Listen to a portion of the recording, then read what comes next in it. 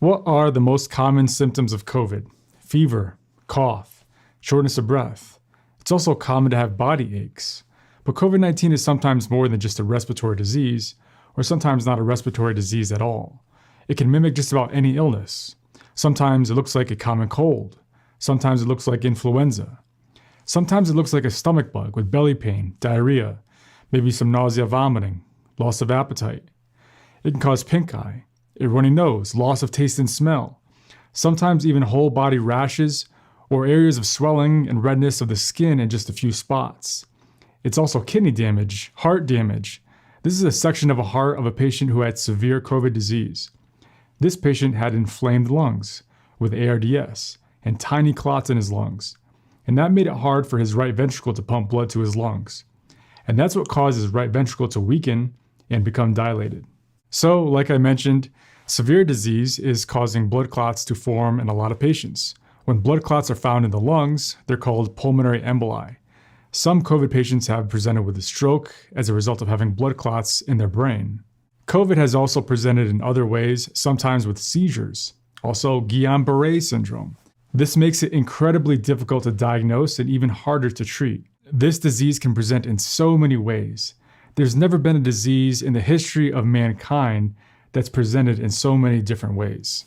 When it comes to how this virus invades our body and causes disease, there are some things we know, some things we think we know, and then some things we just don't know. How about we start with what we know?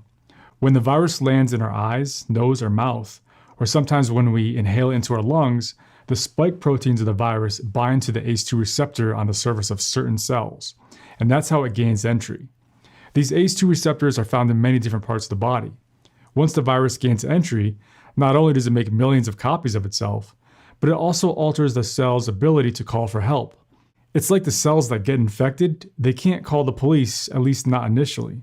Once the virus is deeply embedded in our body, it begins to cause more severe disease. This is where direct attack on other organs that have ACE2 receptors can occur, including heart muscle, kidneys, blood vessels, liver, and the brain. Early findings, including those from multiple autopsy and biopsy reports, show that viral particles can be found not only in the nasal passages and throat, but also in tears, stool, kidneys, liver, pancreas, and the heart.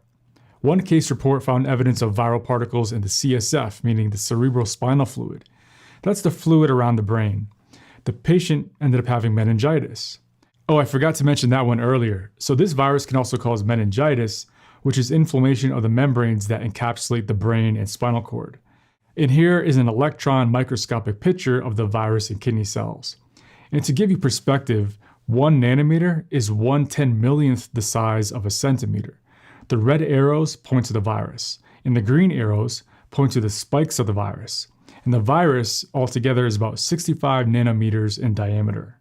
So the virus is sometimes going to all these different organs by means of attaching to the ACE2 receptors that are there. But that's not even the whole story. Because in some cases, by the time the body's immune system figures out that the body's being invaded, it's like unleashing the military to stomp out the virus. And in that process, there's a ton of collateral damage. This is what we refer to as the cytokine storm. RANTES is a chemokine that is thought to play a large role in the COVID-19 cytokine storm, which binds to the CCR5 receptors on CD4 and CD8 T lymphocytes, essentially propagating further inflammation, and possibly propagating further clotting. When the virus gets into the alveolar cells, meaning the tiny little air sacs within the lungs, it makes a ton of copies of itself, and then it goes on to invade more cells. The alveoli's next door neighbor is guess who? Yeah, the thinnest blood vessels in your body, the capillaries. So the lining of those capillaries is called endothelium, which also have ACE2 receptors. And once the virus invades those capillaries, boy oh boy, that's when the immune system gets triggered AF, as in PAF. PAF stands for platelet activating factor, also known as acetylglycerol ether phosphorylcholine, whatever. But this PAF is a big deal because it's a potent phospholipid activator. So what does that mean? It means that it serves as the trigger for the onslaught of inflammation and clotting. And early autopsy results are also showing widely scattered clots in multiple organs. In one study from the Netherlands, 1/3 of hospitalized patients with COVID-19 got clots despite already being on a prophylactic dose of blood thinner. And the real number is likely higher than that because I promise you, most doctors are not looking for clots in COVID patients until recently. So not only are you getting the inflammation with the cytokine storm, but you're also forming blood clots that can travel to other parts of the body and cause major blockages, effectively damaging those organs. So wait a minute, doc, you're telling me that this can cause organ damage by 1, directly attacking organs by their ACE2 receptors? Yeah. 2, indirectly attacking organs by way of collateral damage through the cytokine storm? Yeah. 3, indirectly cause damage to organs by means of blood clots? Yep. 4, indirectly cause organ damage by low oxygen levels or improper ventilator settings or side effects from the medications that we give? Yeah. And back to the whole blood clot thing.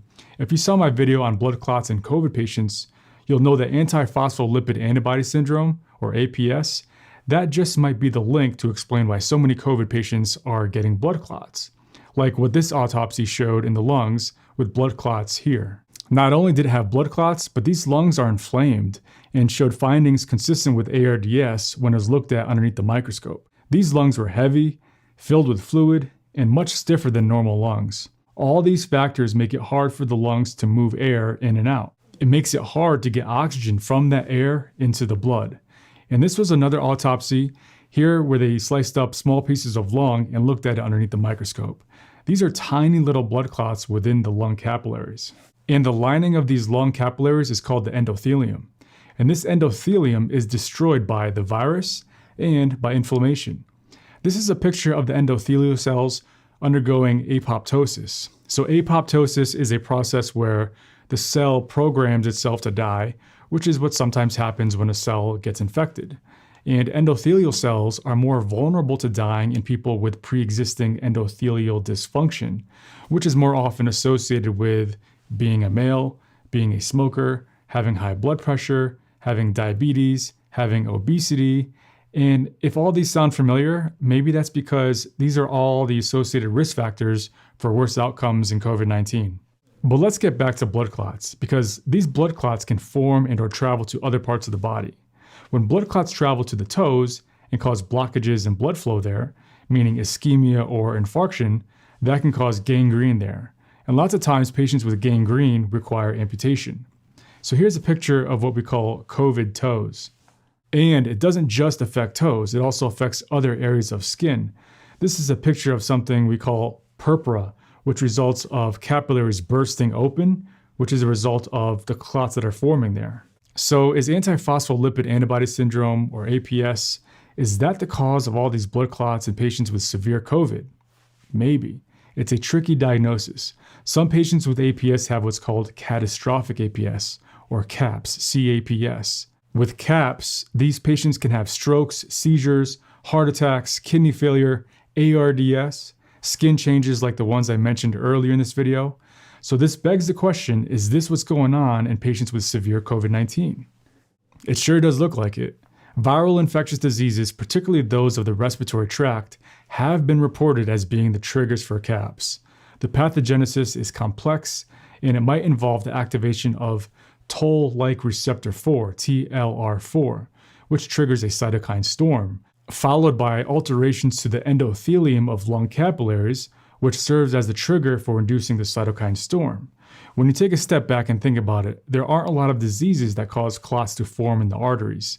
Usually, it's when we have plaques in our arteries and then those plaques rupture and they travel downstream and cause a blockage. This is what happens when we have a heart attack. When someone has atrial fibrillation, the atria are fibrillating so quickly, meaning they're quivering. When this happens, the pool of blood sitting there becomes stagnant, and that's why people with atrial fibrillation are at higher risk of developing clots there. That clot can then travel to other organs and cause a blockage of blood flow there. When it goes to the brain, it can cause a stroke. When it goes to the leg, it can cause gangrene. When it goes to the arteries of the gut, it can cause mesenteric ischemia or infarction, where the gut tissue can then die off. There's various factors that increase the risk of developing arterial thrombosis, meaning arterial clots.